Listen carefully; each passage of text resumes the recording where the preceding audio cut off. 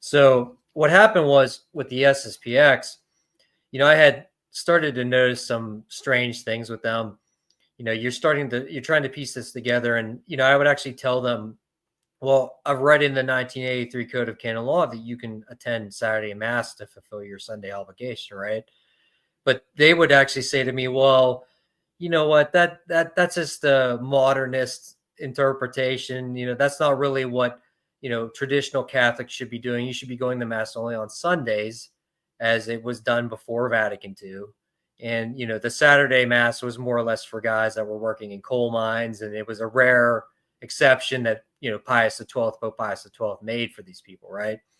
So you start to see that there's some inconsistencies with what they're saying, because then they're saying, okay, what we recognized at the time, that was Pope Francis when he first became the Pope back in 2013. They'll say, well, we recognize him as Pope, right? But then you start to see that they're undermining his magisterium, they're undermining his authority, they reject some of his authority. So it starts to make you think, well, okay, maybe I'm not in the right group here, right?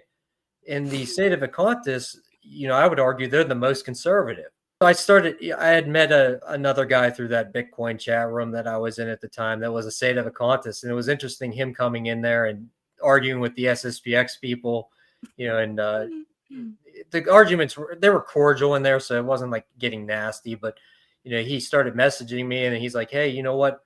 I'm moving up to your area.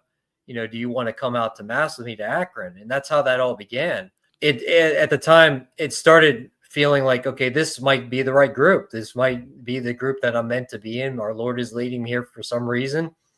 And, to be honest with you, I could have just stayed in that world and been happy in that little bubble and not tried to investigate. But it's like you said, you have to have grace and humility, right? In 1988, Archbishop Lefebvre consecrated 4 bishops without papal approval, and he was excommunicated for that. That's the reason why he was excommunicated.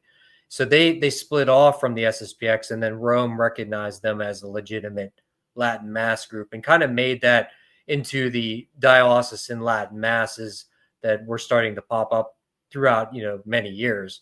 So it doesn't surprise me that there were some people that were, we'll say, poisoned potentially by maybe material they read online or videos that they saw. People like Mr. Weston that are out there, that are undermining the Pope.